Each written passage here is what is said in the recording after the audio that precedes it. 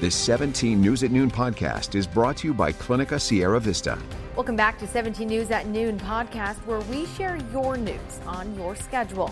Good afternoon and thanks for joining us. I'm Alex Fisher. Right now at noon, preparing for the worst. Local fire officials say they're anticipating a historic season as our area deals with extreme drought conditions. California endured a brutal fire season last year, and we could see a repeat of what we saw last fall in the coming months. 17's Moses Small joins us now to talk more about what our local fire officials are saying about what they're predicting in the coming months. Moses? Alex, good afternoon. You are absolutely correct. All fire experts say that we are gearing up for a historic wildfire season. And right now I'm joined by Andrew Freeborn, who is the Public Information Officer for the Kern County Fire Department. And so the state numbers are pretty staggering. So the state says 100% of California is dealing with some level of drought, 100% of Kern County severe drought. So how does that make it more difficult to put down these wildfires? It certainly makes it more difficult because with this drought conditions, there's the risk of more fires starting. There's a risk of the fires becoming more erratic and burning hotter. And with less water, that means that resource that we use to fight these fires becomes fewer and further in between. So it actually even affects the fire suppression efforts. And so not only does it cause the fires to burn hotter, but then when a fire does come up, it's a little harder to find resources to put it down. Yes, that is correct. And so what ways can people keep their homes and their communities safe? I know we are expecting a lot of activity this year. Yes, so we're expecting that activity, and so we want to continue to remind everyone to be urgent with how they prepare for potential wildfires. Create that defensible space around your home. Make sure you remove those dead leaves and pine needles from your eaves, from the roof. Make sure you have escape plans established, a go bag, that you're signed up for emergency notifications. Do everything you can in advance to prepare for it. That way, if a disaster does happen, you can get yourself out of harm's way quickly. And a crucial part of that plan is having items ready to go. So what types of things should I keep in my to-go bag? Yeah, certainly each individual would want to tailor a go bag for their individual needs. But a good rule of thumb is that you want to have non-perishable food, you want to have water. It's good to have some cash on hand, whatever medications you need personally, flashlight, solar radio or hand crank radio, some of these basic essentials, a contact list, and then think about not just yourself and your family. Do you have pets? Think about that in advance because they'll also need something as well.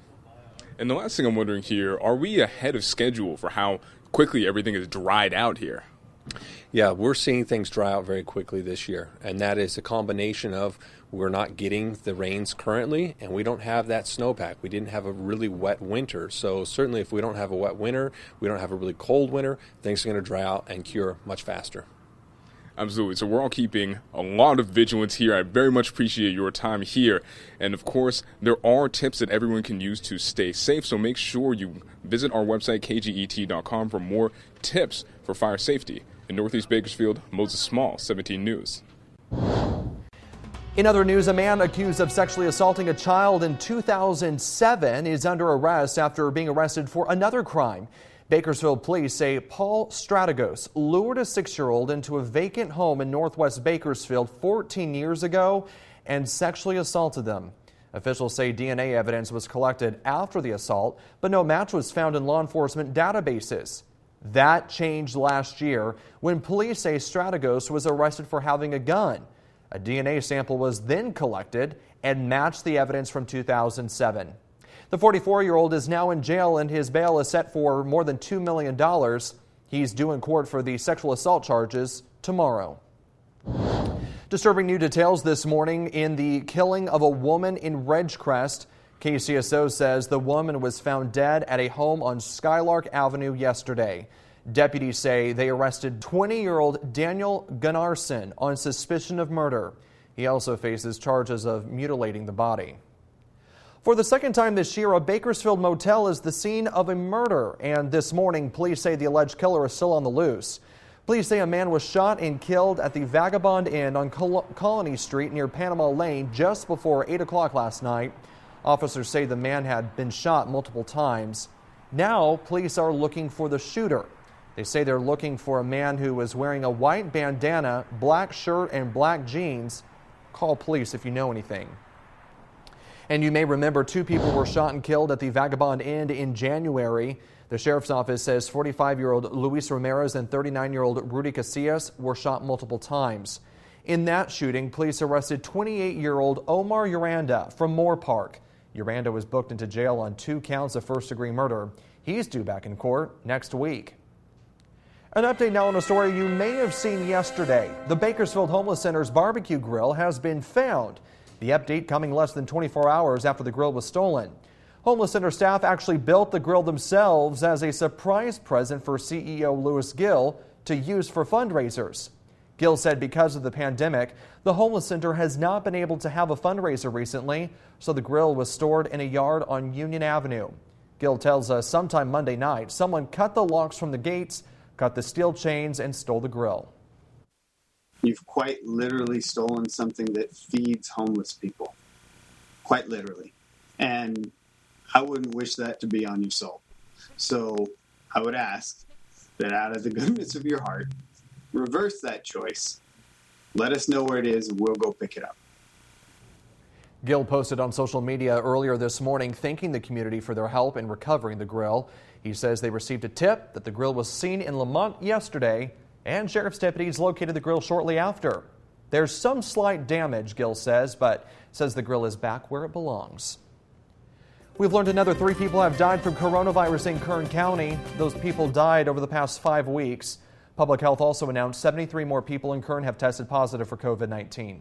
State data shows 28 people are in the hospital, 6 people are in the ICU. If you're looking to get vaccinated against COVID-19, you can get a free shot this afternoon. Those free shots will be given out at a mobile site at Ridgeview High School. It's happening today from 1 to 5 p.m. Walk-ins are welcome, and anyone 12 and older is eligible. We have more information on pop-up clinics around Kern County on our website, kget.com.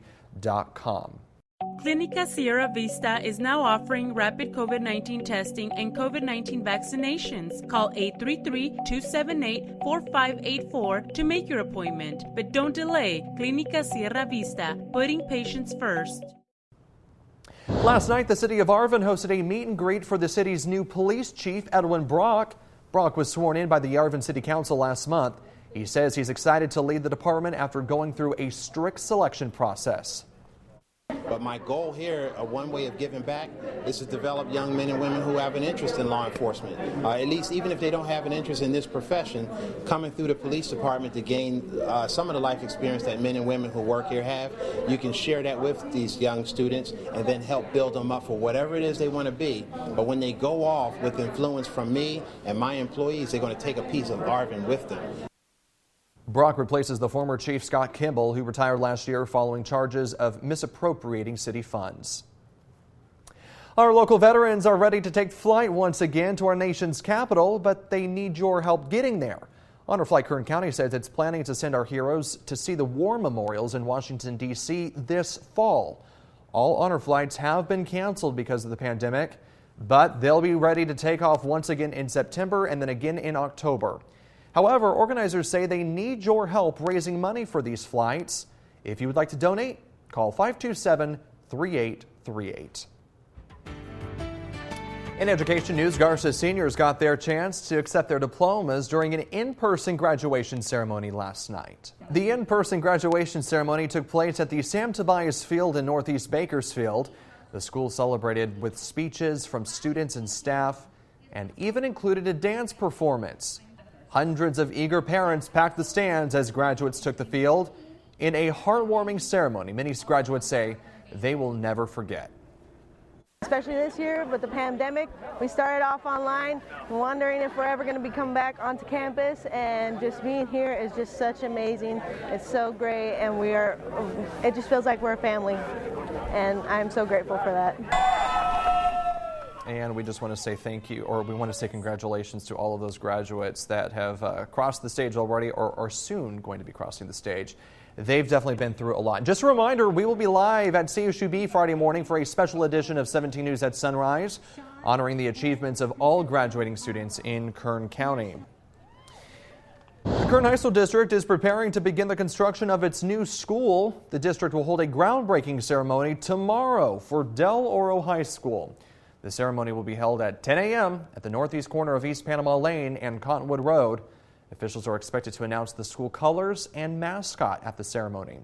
Del Oro High is the district's 19th school. It is set to open in August next year with an initial phase of freshmen and sophomore students.